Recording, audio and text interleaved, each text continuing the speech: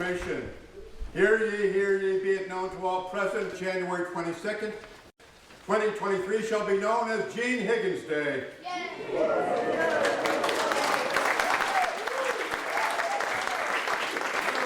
Congregational Church of Rupert, Vermont, and its membership hereby request that January 22nd, 2023 be known as Gene Higgins Day, whereas Gene Higgins, the respected resident of Rupert, Vermont, be recognized and honored on this date for his commitment and service to this community, whereas Gene Higgins shall be celebrated for his reputable dedication for his town history and years of service to the Rupert Historical Society, whereas Gene Higgins will be recognized for his distinguished dedication and service to the town of Rupert, Vermont, and its residents as Justice of the Peace, whereas Gene Higgins will be recognized and appreciated for serving as Deacon and Treasurer of the Congregational Church of Rupert, whereas Gene Higgins will be treasured for his endearing storytelling, captivating humor, and commitment to putting smiles on the faces of all who know him now.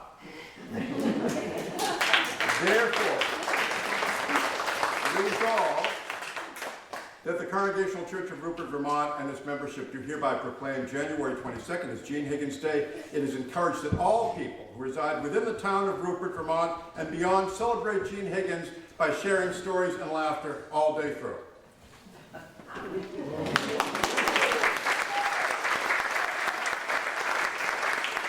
can get up and stretch and so on because the festivities are about to begin.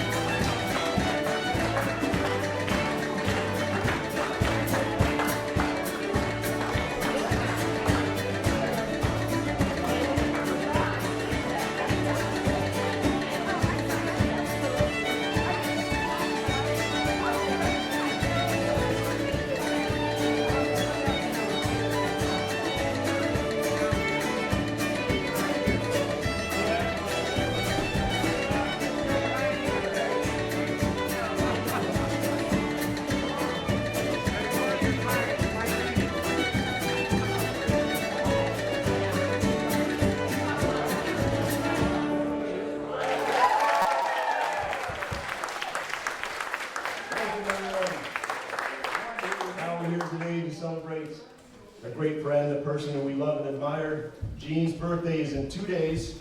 He was born on January 24th, 1937. But we're having a party for him today because more folks have come out on a Sunday.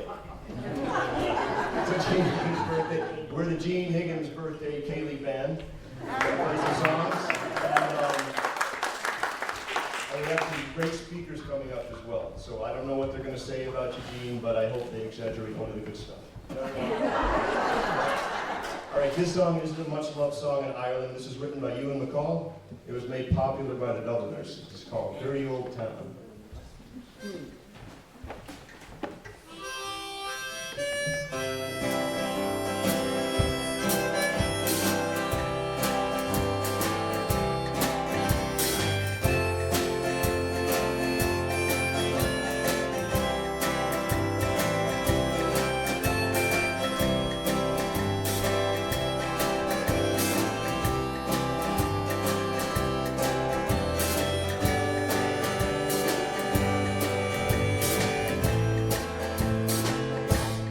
Met my love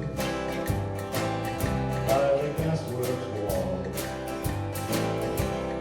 dreamed a dream by the old canal.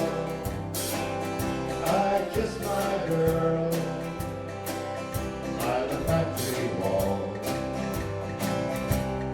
Dirty old town, dirty old town. Clouds of dreams across the moon. As I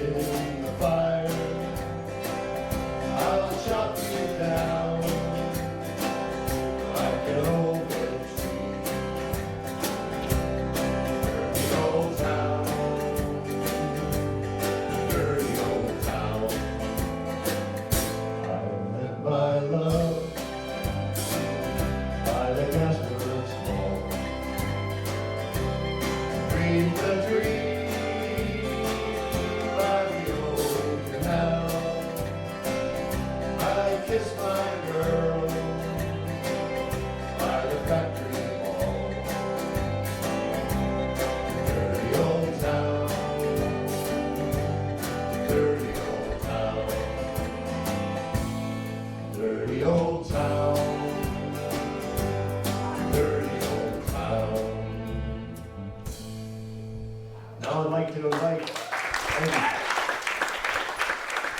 Miss Mary Williams is going to speak now. Miss Williams is a cousin of Jean's on his mother's side of the family, and she is going to share some remembrances with us.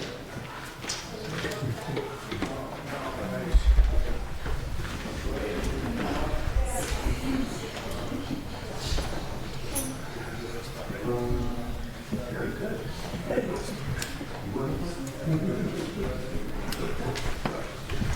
I didn't know I was going to be the first speaker today. I want to say good morning and thank you all for coming out to celebrate Jean. And please excuse me for using prompt cards. I was just fearful that I might have a senior moment in my young brain.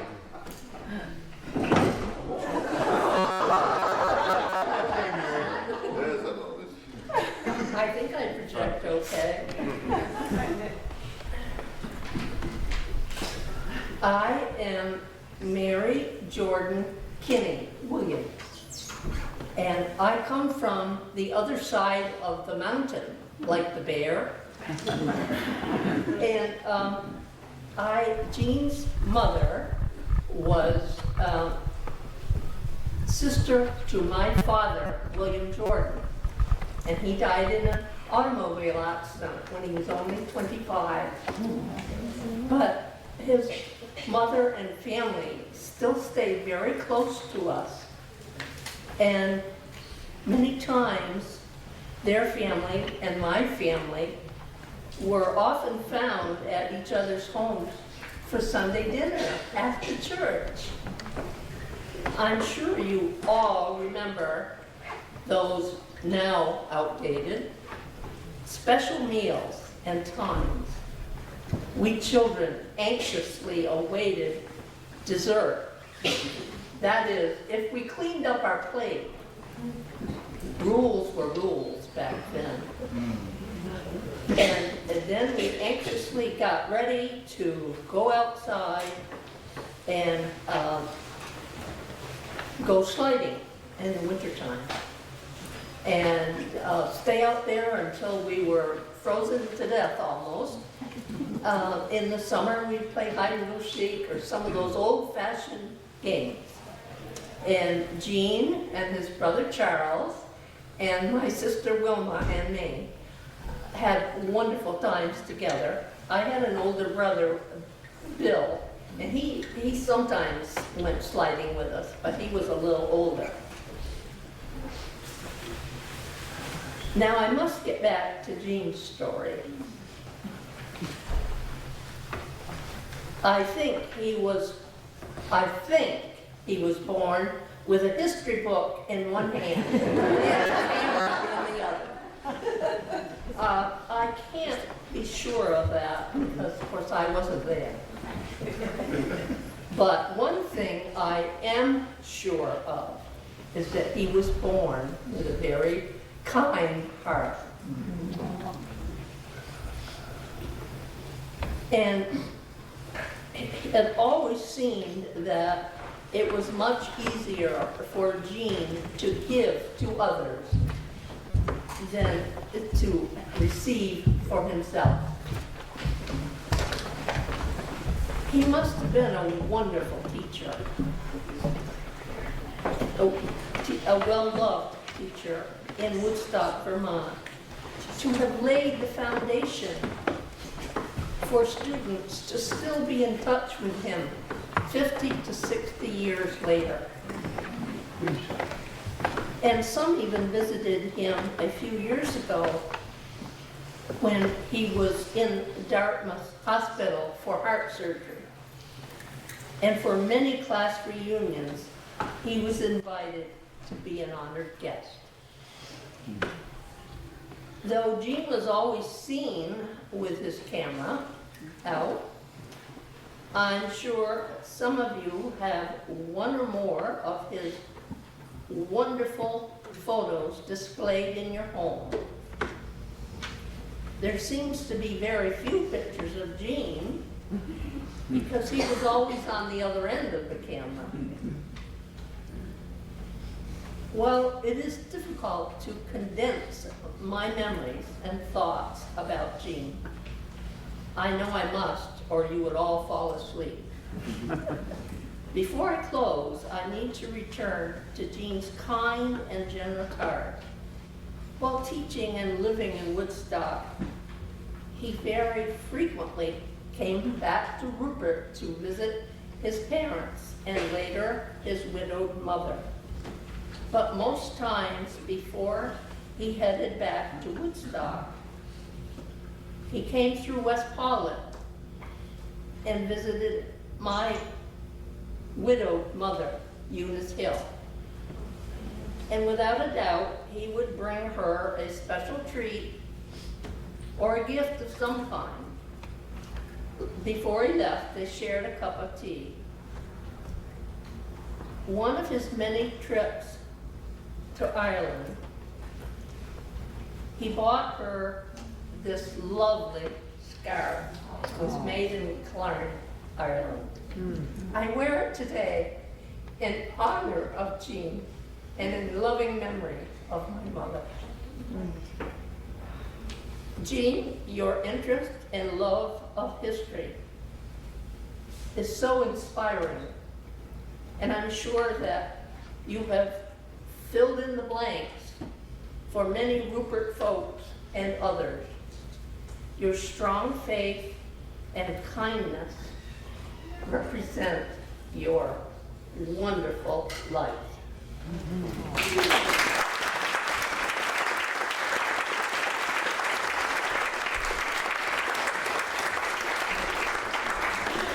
And I'd like to invite the esteemed organist and choir director of not one but two Rupert churches, Mr. Kevin Bishop, to come and say a few words.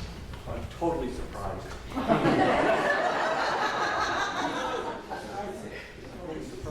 Well, I just made a few notes.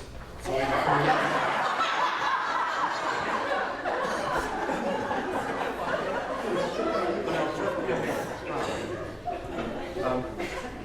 anyhow, turns out cousin Jean is cousin to us. We didn't realize that. I came here in 1991. We're from Manchester, but I got hired at the York here in 91.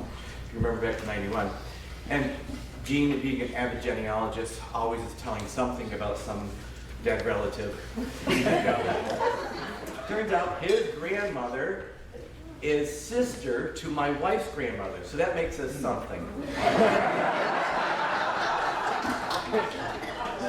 So I'm going to just tell you a couple little things about Jean.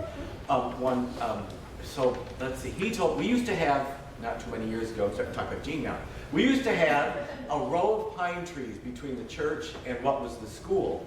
It's now the Library and Historical Society. And there were big pine trees. They got so big, they chopped them all down. The Lorax came or something. They're all gone. And Jean told us when he was a little boy at school, right next door, is where they all went to school, he got in trouble because he was got caught jumping over the pine trees. So that probably would have been during the war, I would assume, in the middle 40s. You would have been maybe 10 years old or something. The Civil War. The Civil War.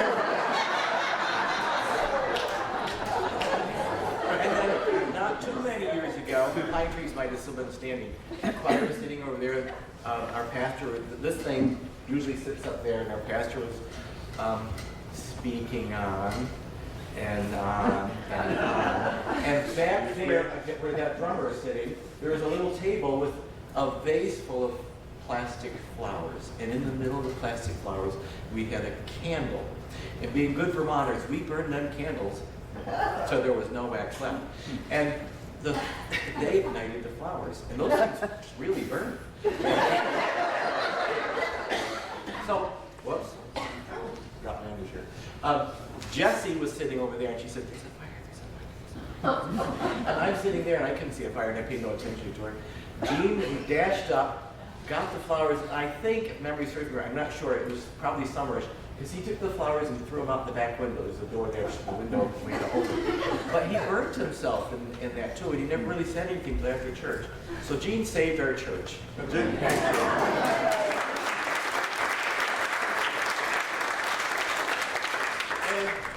that's all I'll take. Thank you.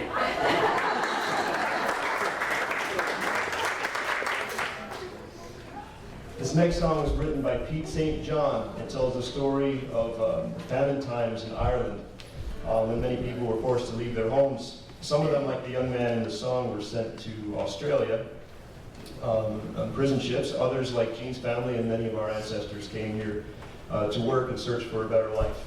So since the time this song was written, it's become sort of an unofficial anthem in Ireland. It's called The Fields of Athenry.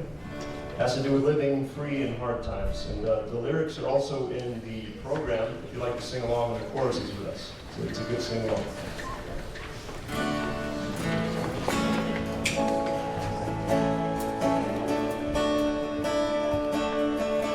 Alone in prison wall, heard a young girl calling.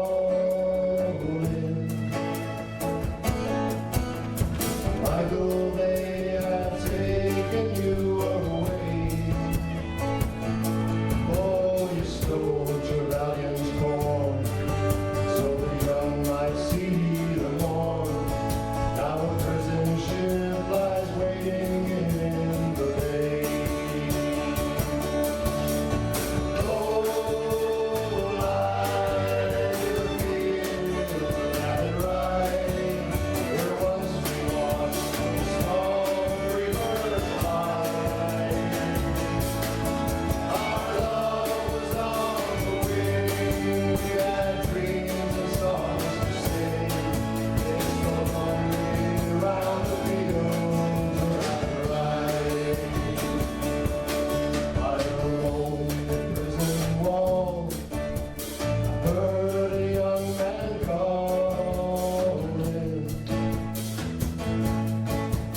Nothing matters, Mary, when you're free. Against the famine and the crown, I rebelled, they cut me down. Now you must raise a child with dignity. Oh, lie the fields of Athenry, where once small rivers lie. Our love was on the wing. We had dreams and songs to sing. It's so lonely round the fields of Athenry.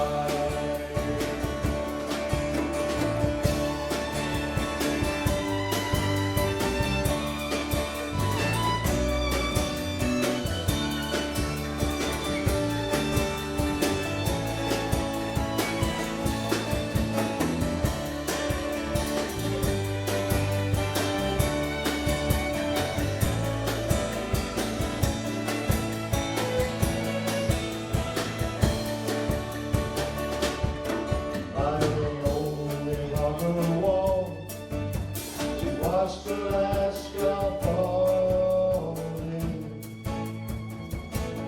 As the prison ship sailed out against the sky, sure she'll wait, hope and pray for her love at Botany Bay. It's so lonely round the fields of Athenry.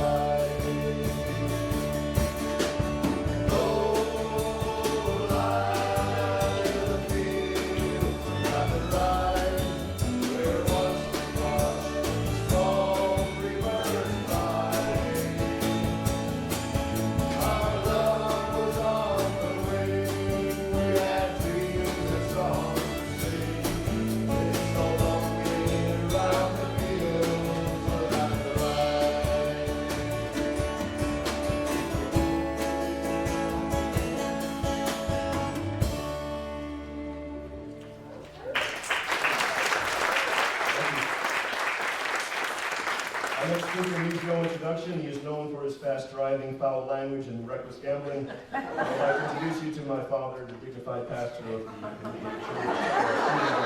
Hopefully here to say a